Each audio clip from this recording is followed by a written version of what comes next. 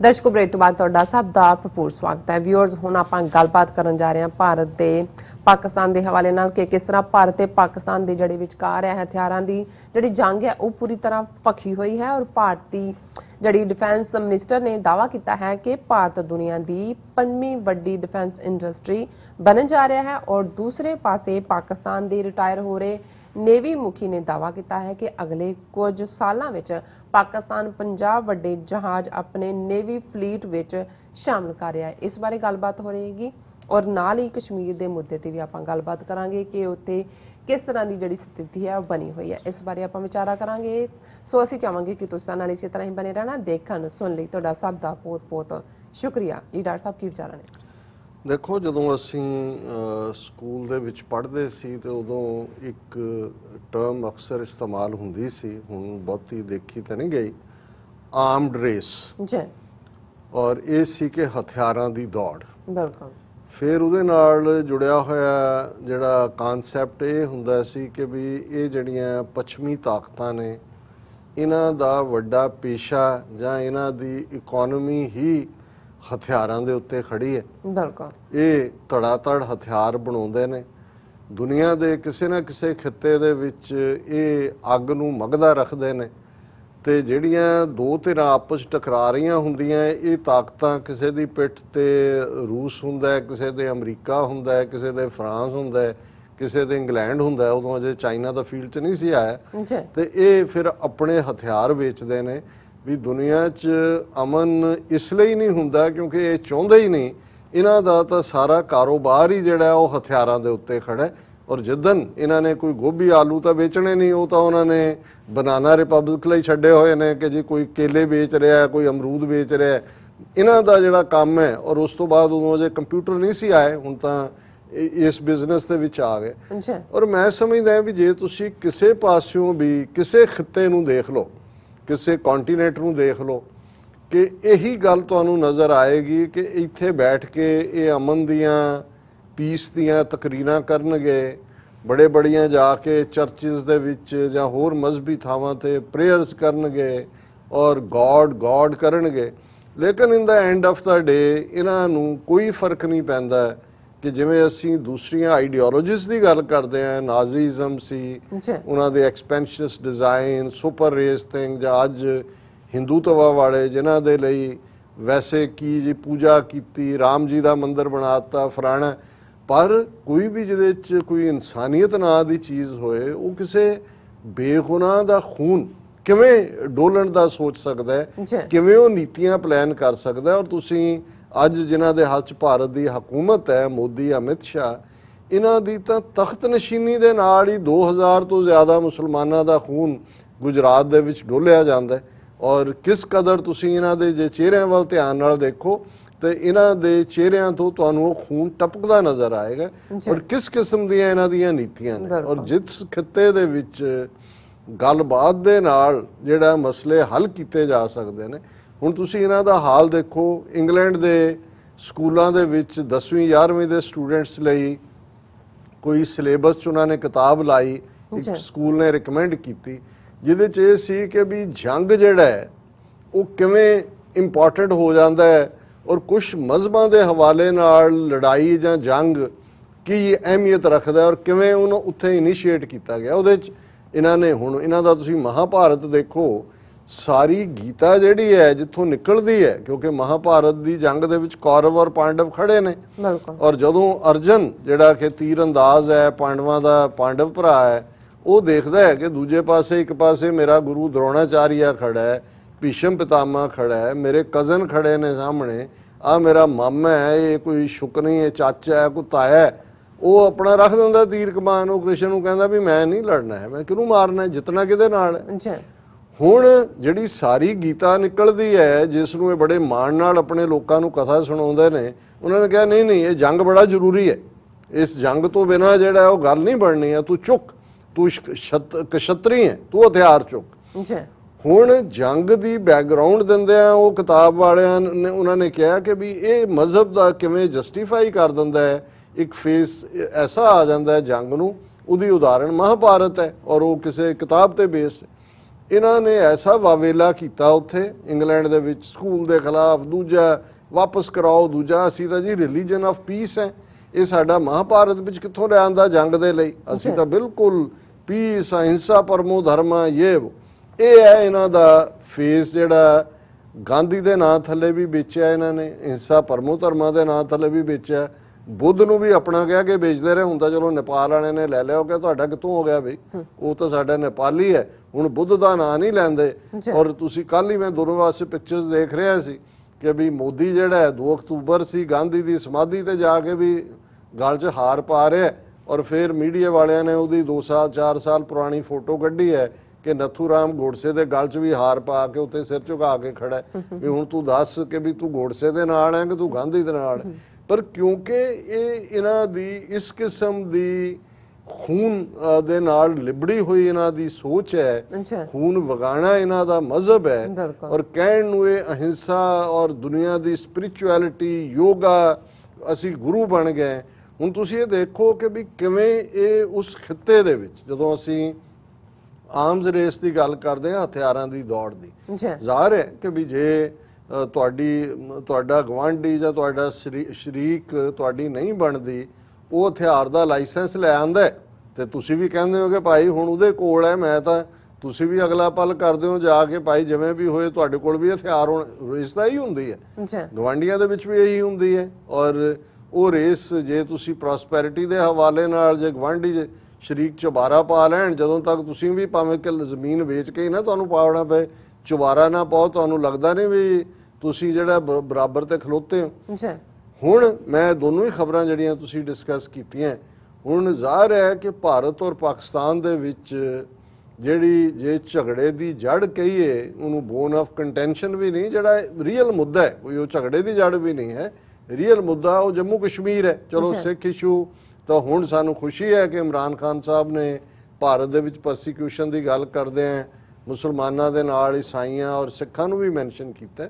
ਪਰ ਜੇ ਦੇਖਿਆ ਜਾਏ ਕਿ ਸਾਡੀ ਲੀਡਰਸ਼ਿਪ ਨੇ ਤਾਂ ਆਪਣਾ ਫੇਟ ਇਹਨਾਂ ਦੇ ਨਾਲ ਜੋੜ ਦਿੱਤਾ ਹੈ, ਅਸੀਂ ਜਿਵੇਂ ਵੀ ਇਹਨਾਂ ਨਾਲ ਨਿਬੜੀਏ, ਨਿਬੜ ਰਹੇ ਹਾਂ, ਨਿਬੜਾਂਗੇ ਵੀ।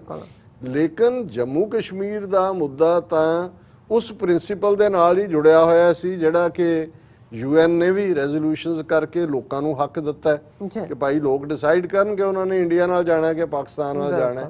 ਉਹਨਾਂ ਰੈਜ਼ੋਲੂਸ਼ਨਸ ਨੂੰ ਇਹਨਾਂ ਨੇ ਮਾਨਤਾ ਦਿੱਤੀ, ਆਪ ਖੁਦ ਲੈ ਕੇ ਇਸ਼ੂ ਆਏ।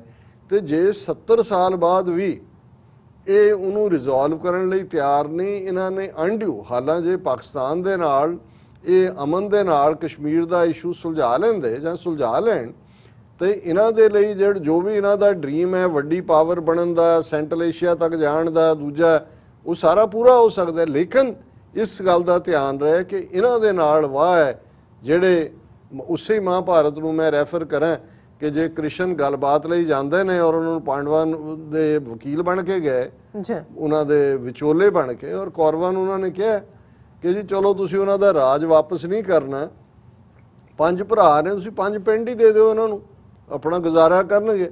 ਤੇ ਉਹ ਅੱਗੋਂ ਕਹਿੰਦਾ ਤੂੰ 5 ਪਿੰਡ ਕਹਿੰਦਾ, ਅਸੀਂ ਤਾਂ ਇਹਨਾਂ ਨੂੰ ਸੂਈ ਦੇ ਨੱਕੇ ਜਿੰਨੀ ਥਾਂ ਵੀ ਦੇਣ ਨੂੰ ਤਿਆਰ ਨਹੀਂ ਹੈ। ਸੋ ਹੈ ਤਾਂ ਇਹਨਾਂ ਦੀ ਅਲਟੀਮੇਟ ਔਕਾਤ ਇਹੀ ਹੈ, ਉਹਨਾਂ ਦੇ ਹੀ ਵਡੇਰੇ ਨੇ।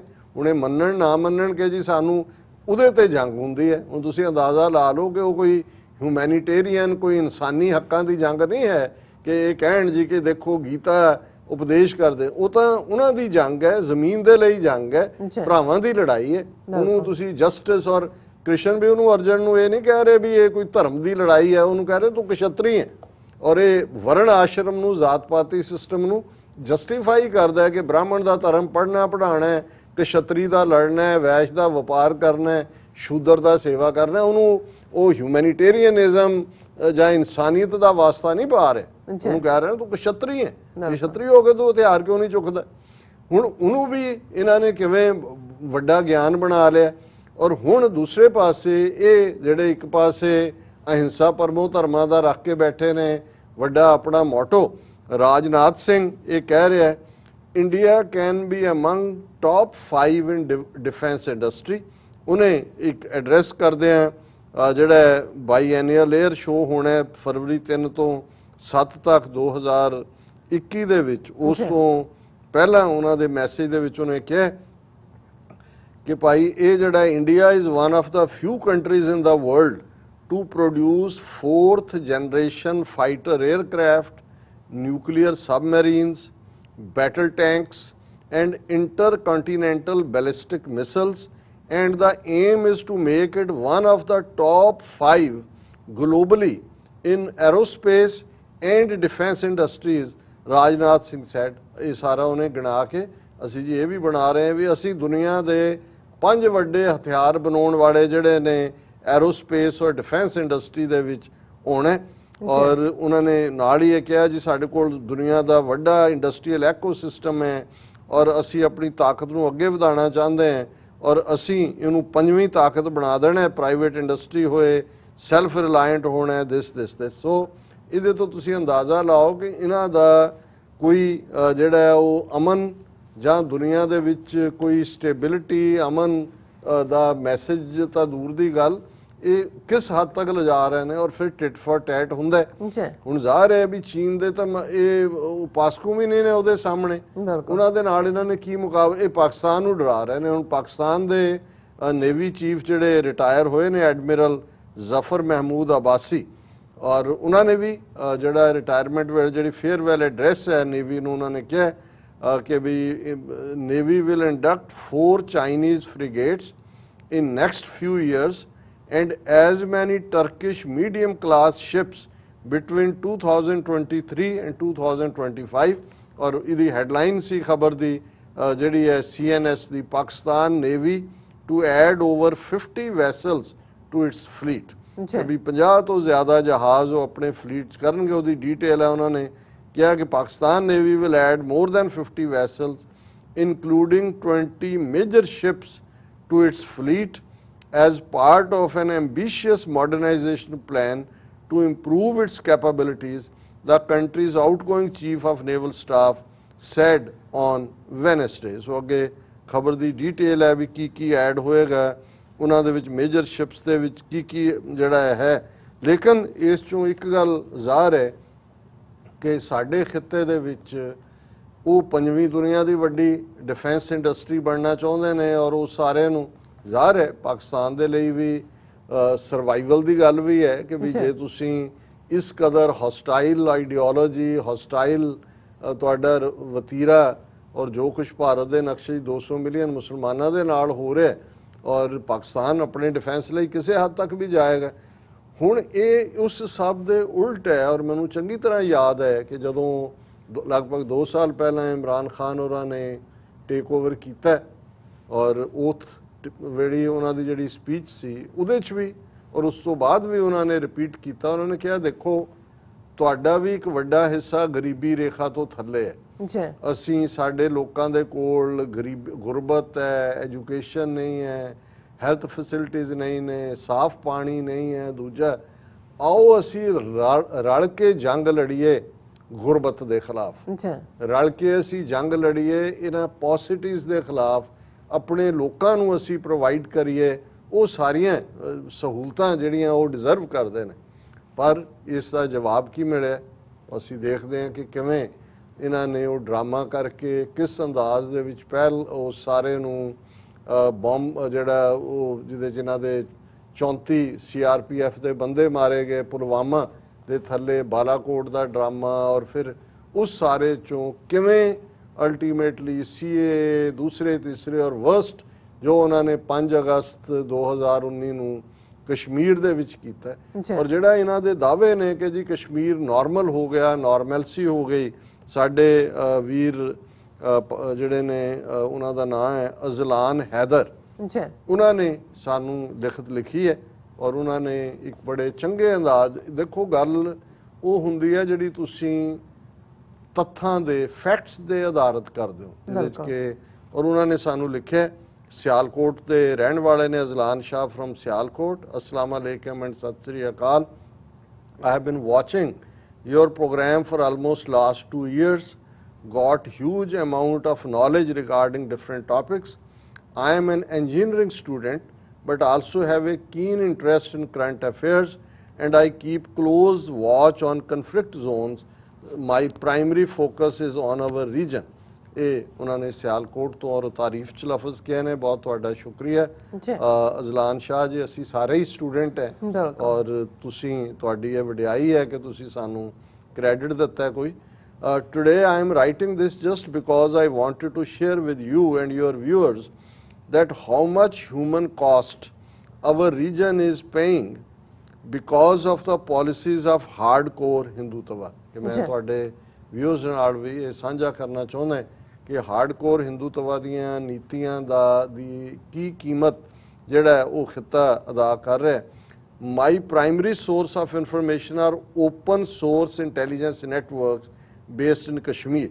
ਔਰ ਥੱਲੇ ਉਹਨਾਂ ਨੇ 3 ਅਟੈਚਮੈਂਟਸ ਦੇ ਵਿੱਚ ਸਕਰੀਨਸ਼ਾਟ ਦਿੱਤੇ ਨੇ ਕਿ ਜੋ ਮੈਂ ਕਿਹਾ ਇਹ ਕੋਈ ਖੁਫੀਆ ਏਜੰਟਾਂ ਨੇ ਨਹੀਂ ਕੱਢ ਕੇ ਲਿਆਂਦਾ, ਇਹ ਓਪਨ ਜਿਹੜਾ ਸੋਰਸ ਹੈ ਇੰਟੈਲੀਜੈਂਸ ਦਾ।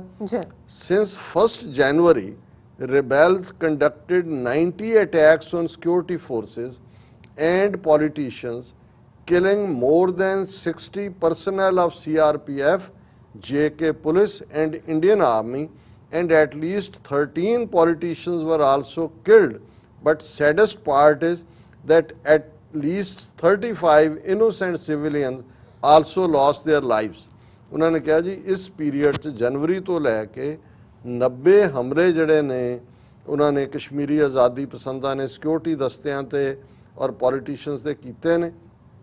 60 ਤੋਂ ਜ਼ਿਆਦਾ CRPF ਔਰ JK ਪੁਲਿਸ ਦੇ ਬੰਦੇ ਮਾਰੇ ਗਏ ਨੇ ਔਰ 13 ਪੋਲੀਟੀਸ਼ੀਅਨ ਮਾਰੇ ਗਏ ਨੇ ਔਰ 35 ਬੇਗੁਨਾਹ ਸਿਵਿਲੀਅਨ ਵੀ ਜਿਹੜੇ ਨੇ ਉਹ ਮਾਰੇ ਗਏ ਨੇ।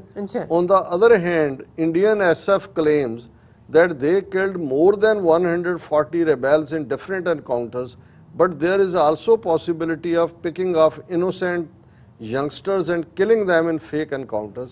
ਕਿ ਭਾਰਤੀ ਸਿਕਿਉਰਿਟੀ ਦਸਤਿਆਂ ਨੇ ਕਲੇਮ ਕੀਤਾ ਹੈ ਕਿ ਉਹਨਾਂ ਨੇ 140 ਤੋਂ ਜ਼ਿਆਦਾ ਬਾਗੀਆਂ ਨੂੰ ਮਾਰਿਆ ਔਰ ਇਸ ਗੱਲ ਦੀਆਂ ਪੋਸੀਬਿਲਿਟੀਜ਼ ਨੇ ਕਿ ਉਹਨਾਂ ਨੇ ਬਹੁਤ ਸਾਰੇ ਬੇਗੁਨਾਹ ਚੁੱਕ ਕੇ ਮਾਰੇ ਹੋਣਗੇ। ਔਰ ਜਦੋਂ ਅਸੀਂ ਅੱਜ ਗੱਲ ਵੀ ਕਰ ਰਹੇ ਹਾਂ ਉਹਦੀ ਖਬਰ ਹੈ 3 militants killed in encounter in J&K's Shopian ਕਿ ਜੀ 12 ਘੰਟੇ ਐਨਕਾਊਂਟਰ ਚੱਲਿਆ। ਸੋ ਉਹਨੂੰ ਉਹਨਾਂ ਨੇ ਰੈਫਰ ਕੀਤਾ ਕਿ ਕਿਵੇਂ ਇਸ ਸਾਰੇ ਪੀਰੀਅਡ ਦੇ ਵਿੱਚ ਉੱਥੇ ਕੀ ਚੱਲ ਰਿਹਾ ਔਰ ਇਸ ਸਾਰੇ ਚੋਂ ਫੇਕ ਐਨਕਾਊਂਟਰ ਹੁੰਦੇ ਨੇ but there is also possibility of picking up innocent youngsters and killing them in fake encounters। Recently a fake encounter got exposed where 3 laborers were killed। LOC is also very hot। I don't remember any day when there is no report of exchange of firing and ceasefire violation। Using weapons like artillery guns and anti-tank guided missiles is new normal, and in these ceasefire violations at least 10 civilians and 5 soldiers lost their lives on Pakistan side।